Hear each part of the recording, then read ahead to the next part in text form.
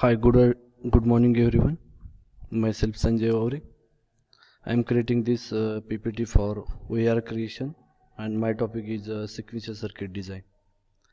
Along with me, my colleague Professor Mahantesh Patil, and I am here belongs to RC1131, and my group ID is 1162.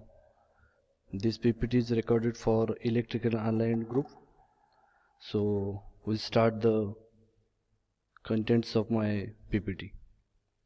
So from in this PPT I will cover the 3 to 4 contents. First is the introduction to sequential circuits. Second one is the introduction of to flip-flop, and after that we're going to design the counter. In that, two types of counters we are going to design. One is the asynchronous counter, which has a mod number is exactly equal to 2 raised to n, and another is the design of mod counter, which is a less than 2 raised to n. Okay. First of all, we'll discuss about the introduction of sequential circuit, and basically here is the what is the basic difference between combinational circuit and sequential circuit. Here is the block diagram of combinational circuits.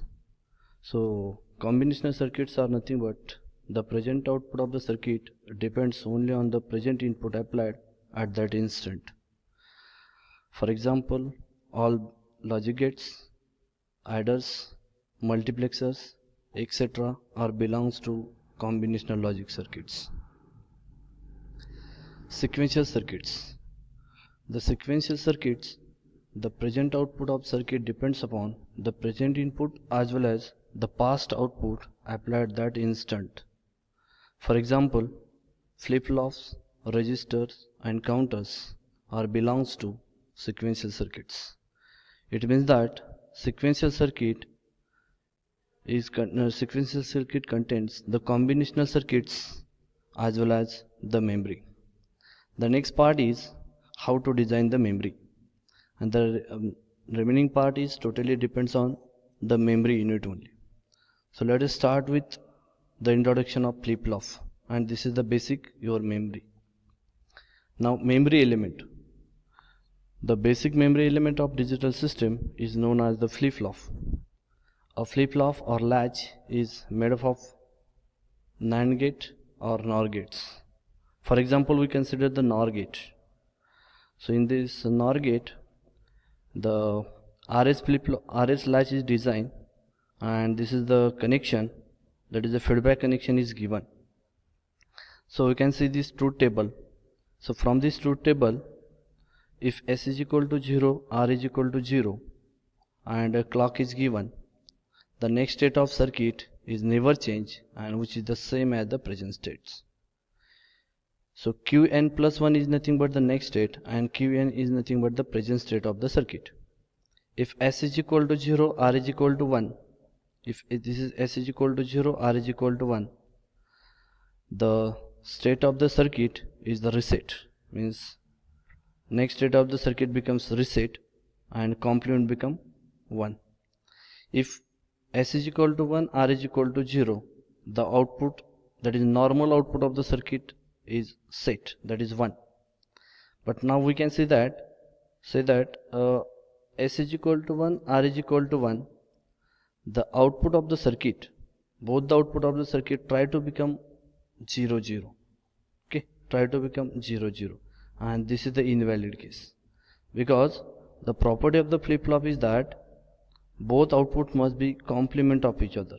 So this condition, that is S and R both are 1 1, it is always avoided in case of your SR latch. Here one note is given, that is if we are designing this latch using NAND gate, in that case if S is equal to R is equal to 1, both the outputs of the flip-flop try to become 1 1. So this is also avoided condition, and now in case of NOR gate it becomes 0. Now we'll discuss the next part, that is a clocked SR flip-flop, which is same. Now you can see that this is the memory unit, and this is the external part which is used to provide the inputs and clocks. In a latch circuit, we give the combination of zeros and ones as input to store either 0 or 1. This value only change if we change the input. The control, the input that store the output clock is used. This is the clock is used. Depending upon this clock, this circuit receives these S and R inputs and generate the next state of the circuit. The truth table of this SR clocked SR flip-flop is same as the previous one.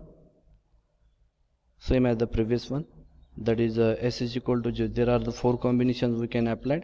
If S is equal to 0, R is equal to 0, next it is a no change. S0, R1, it is a reset. S1, R0, it is a set. And if both are 1 1, it is a avoided, that is a invalid. That is a both are 1 1. So if from the presence from the inputs we are predicting the next state of the circuit, this table, particularly this table is called as the truth table or characteristic table. Now you can see there is a one table is given. This table is called as the excitation table. So what is the excitation table? So excitation table is nothing but from the present state and next state of the circuit we can predict the desired input for the flip-flop is called as the excitation table. Now you can see that this excitation table is obtained from this characteristic table always. That is the present state 0, next state 0. There is a S input is fixed, that is it required to obtain this condition.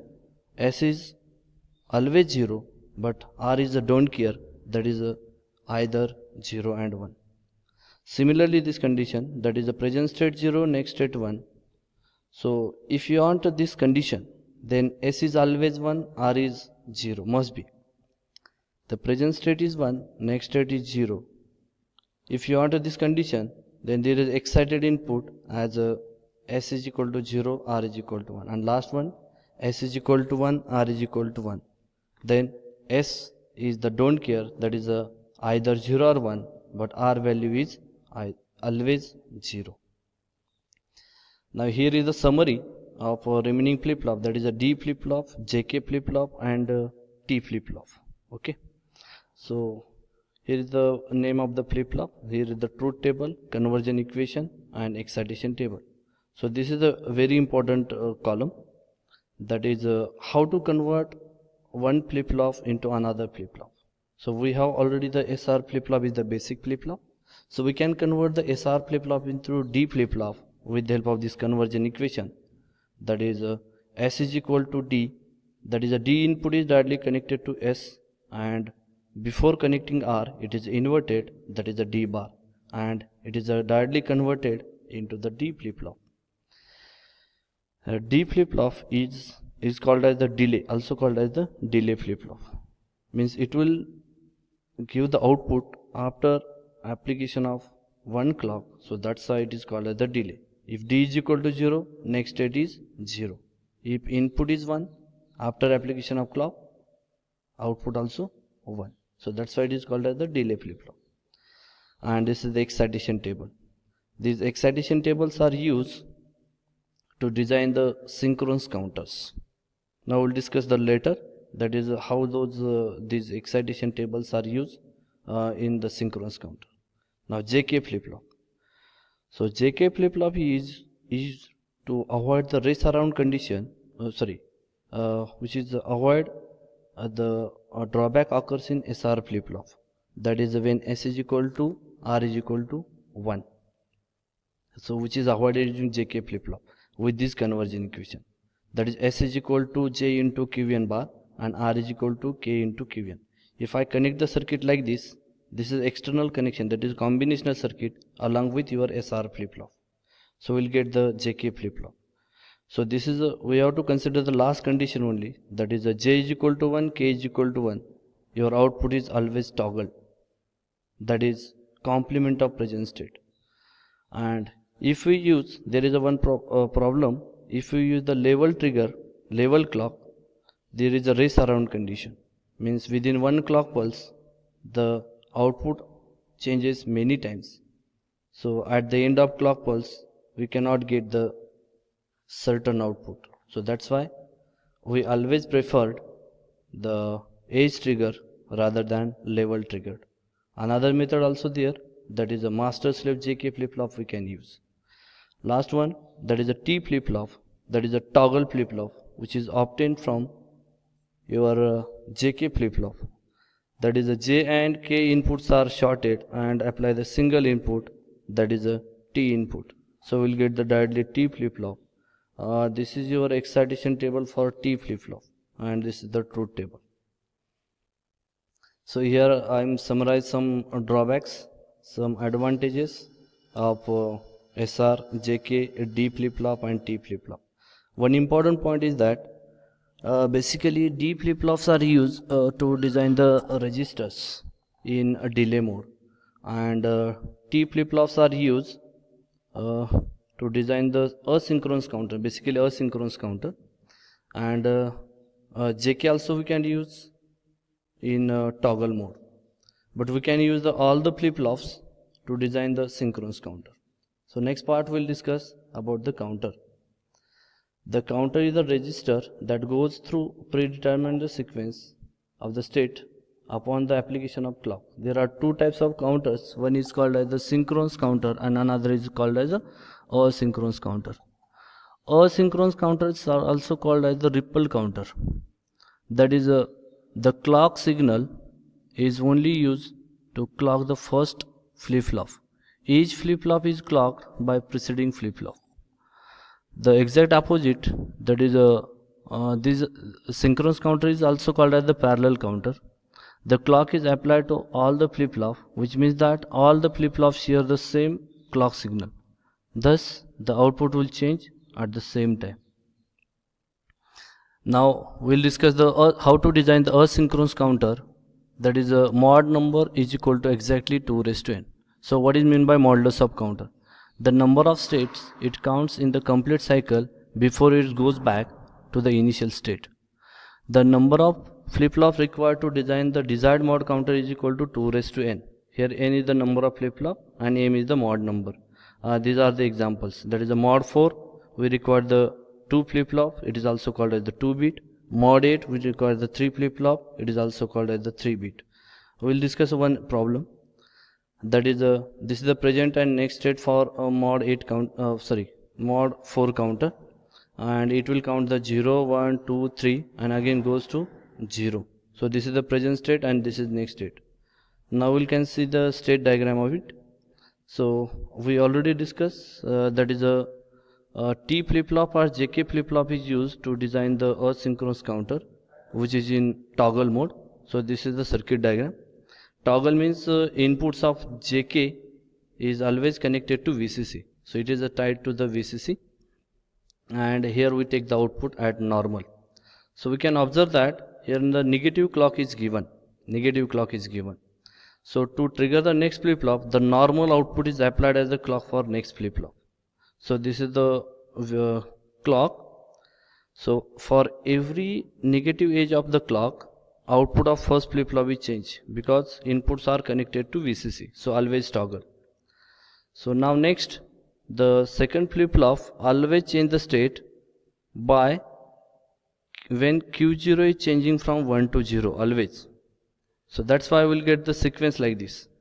But we are considering the last flip-flop is MSB and first flip-flop is LSB. So this is 0 0, 0 1, 1 0 and 1 1, and after that again 0 0.